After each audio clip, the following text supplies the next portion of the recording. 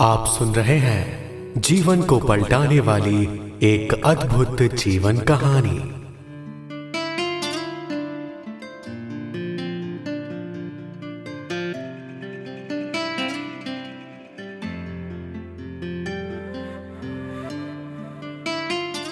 भाग 27। इस प्रकार बाबा भिन्न भिन्न रीतियों से जिज्ञासुओं को देही निश्चय बनाते रहते।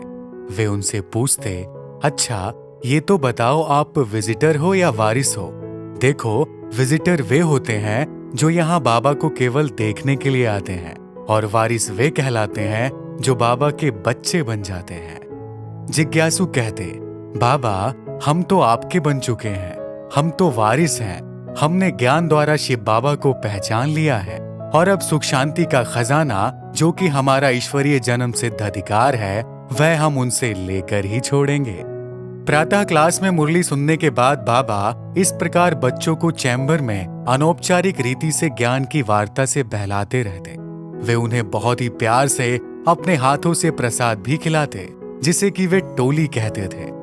हाथ में देने की बजाय जैसे छोटे छोटे बच्चों को वृद्ध दादा मुख में कोई मीठी चीज खिलाता है, वैसे ही वे भी मुख में मीठी मीठी टोली देते। साथ साथ मीठी दृष्टि से देखते रहते, मीठी मीठी बातें करते।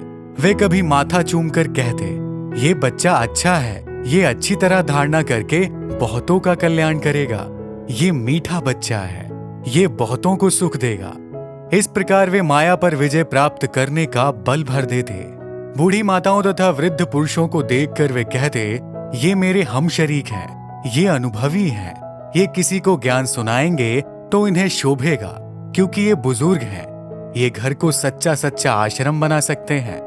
इस प्रकार वे कुमारों को, कुमारियों को और सभी को अनेकानेक युक्तियों से ज्ञान के नशे में झुलाते रहते। फिर वे सभी को पर्वत पर घुमाने ले जाते। वहां भी वे उन्हें ईश्वरीय ज्ञान तथा योग की मधुर चर्चा से बहलाते रहते। ब्रह्मा कुमारी प्रकाश इंदिरा जी ने लिखा है कि बाबा वापस आकर यज्ञवत्सों के साथ ब्रह्मा भोजन के लिए सब्जी काटते और कई स्थूल कार्यों में जुट जाते थे। सभी यज्ञवत्स कहते, बाबा यह कार्य हम बच्चों का है, आप इतना ऊंचा कार्य करते हैं, ये स्थूल काम हमें करने दीजिए। आपके वृद्ध हाथ हैं, उन्हें ये कार्य करते देखकर हमारे मन को न जाने क्या होता है। बाबा कहते, मैं भी शिव बाबा का बच्चा हूँ, हमारा तो कर्म योग है। यदि हम स्थूल कार्य ना करें तो ये कर्म योग कैसे सिद्ध होगा? बच्ची, यज्ञ की सेवा सर्वोत्तम सेवा है। इसके लिए तो दधीची ऋषि की तरह हड्डियां देनी होती हैं, तन मन धन से हर प्रकार की सेवा करनी है। हमारा ये अलौकिक जन्म ही सेवा के लिए है।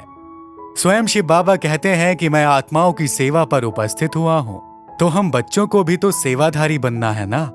हर प्रकार का कार्य करते हुए भी शिव बाबा की याद में रहने का अभ्यास करना है, ताकि स्थिति एक रस और योग निरंतर हो जाए। इस प्रकार की युक्तियां देकर बाबा अपनी बात मनवा लेते। फिर सभी बच्चे नाश्ता करते और बाबा भी ईश्वरीय सेवा केंद्रों पर आने वाले नए बच्चों के पत्रों का उत्तर देने के लिए उन्हें पत्र लिखते। वे पत्र अमृत के प्याले अथवा संजीवनी बूटी की तरह काम करते। उन्हें पढ़ने से आत्मा को एक रूहानी नशा चढ़ जाता। उनमें इतना माधुर्य, इतना स्नेह, इतनी कल्याणकारी बातें थीं, इतना ज्ञान झलकता था कि उन्हें पढ़ पढ़कर आत्मा गदगद हो जाती। क्या कभी किसी ने सोचा होगा कि आत्मा को परमात्मा से भी पत्र आ सकता है? इस विषय में एक गीत भी है कि भगवान तुझे पत्र लिखता अगर तेरा पता मालूम होता। परंतु अब तो उसने अपना पता बता दिया था। प्रतिदिन न जाने कितने पत्र आबू से इस पते पर जाते थे, जिनमें लिखा होता था, परमपिता परमात्मा शिव, मार्फत प्रजापिता ब्रह्मा, ब्रिज कोठी, आबू पर्वत, राजस्थान। आबू डाकखाने के कर्मचारी भी ये पता पढ़कर आश्चर्यचकित होते थे। सभी पत्र इसी पते पर आते, परंतु वे इसके अर्थ को जानने का अगर भरसक प्रयास करते तो ही तो इसके अर्थ को जान पाते। इस बात को तो अनुभवी ही जान सकते हैं, दूसरे लोगों के लिए तो ये एक अविश्वसनीय बात होगी। बाबा के पत्रों के उन सुनहरी अक्षरों के लिए, उन मधुर शब्दों के लिए जिज्ञासु लोग तड़पते रहते। सेवा केंद्र पर पत्र आते ही चारों ओर सभी ऐसे इकट्ठे हो जाते कि न जाने उन्हें उस पत्र को सुनने से क्या मिलेगा। हर एक को उनके नाम से याद किया होता। हर एक को सिकी लधे, नूरे रत्न, मीठे मीठे बच्चे, ऐसे ऐसे शब्दों से संबोधित किया जाता। दिन में कई बार योगा अभ्यास अथवा ईश्वरीय याद रूप यात्रा की क्लास भी होती थी। सभी उस अभ्यास में अपनी अवस्था को अव्यक्त बनाने और आत्मा में लाइट तथा माइट भरने के लिए आत्मा रूपी बैटरी को चार्ज करने का पुरुषार्थ करते रहते।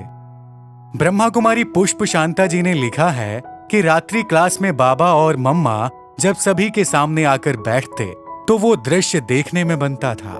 दोनों दिव्य मूर्त तथा दोनों के मुखमंडल पर पवित्रता की अनोखी झलक और अद्भुत तेज देखने को मिलता था। दोनों की भ्रकुटी में आत्मा का उजाला भरा रहता।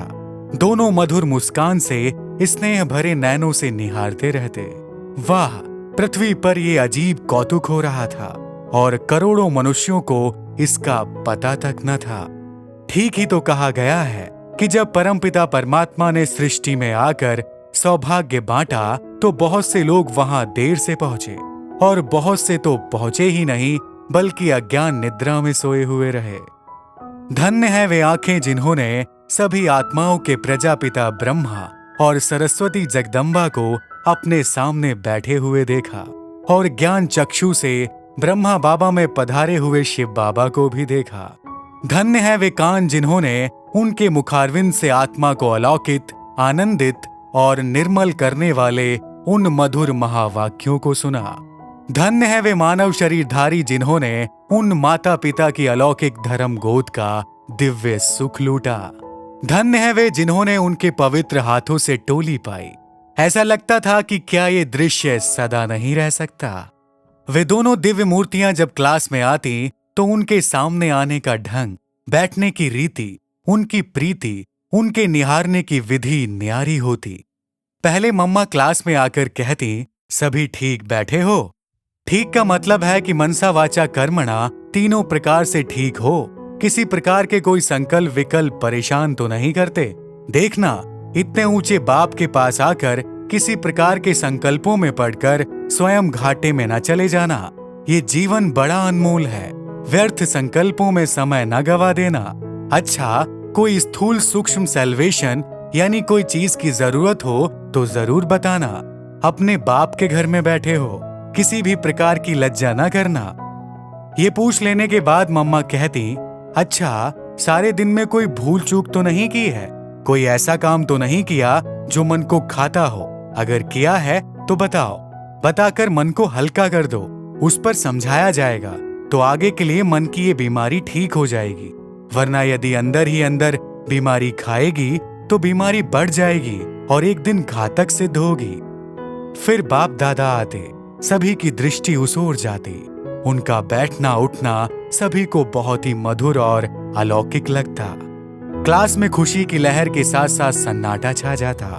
अपना स्थान ग्रहण करके बच्चों की ओर देखते हुए वे कहते, मम्मा, सभी से खुश खैराफत पूछी, सभी से सैल्वेशन पूछी।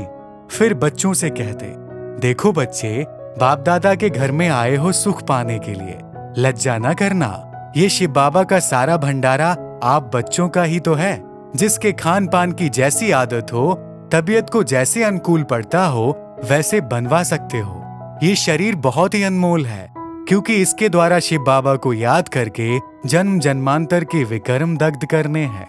भले ही ये काम विकार से पैदा हुआ है और तमोगुणी तत्वों से बना हुआ है, परंतु इस जन्म में जबकि ईश्वरीय ज्ञान मिला है तो इस द्वारा अविनाशी कमाई बहुत हो सकती है। इसलिए इसकी संभाल जरूर करना। हाँ, इसमें मोह नहीं रखना। शरीर को एक और भुलाने का पुरुषार्थ भी करना है, परंतु साक्षी होकर इस अमानत को संभालना भी है। बच्चे, अगर आती बार कोई कंबल चादर आदि कोई भी चीज ले आना भूल गए हो तो यहाँ शिव बाबा के भंडारे में सब कुछ है। यहाँ पे सब मिल सकता है। आप घर के बच्चे हो, कोई भी चीज ले सकते हो। बाबा कहते, बच्चे, किसी भी प्रकार की यहाँ कोई तकलीफ सहन न करना। हाँ, बाबा केवल एक तकलीफ देते हैं, बस यही कि निरंतर शिव बाबा को याद करो और पवित्र बनो तथा दिव्य गुण धारण करो। ज्योति स्वरूप बाप को याद करने की मेहनत है, परंतु उसमें भी वास्तव में कोई तकलीफ थोड़े ही है। शिव बाबा ना तो किसी विशेष आसन पर यानी हठ योग करने के लिए कहते हैं और ना ही कोई उपवास या प्राणायाम आदि करने का कष्ट देते हैं। इन सभी तकलीफों से तो बाबा छुड़ा देते हैं।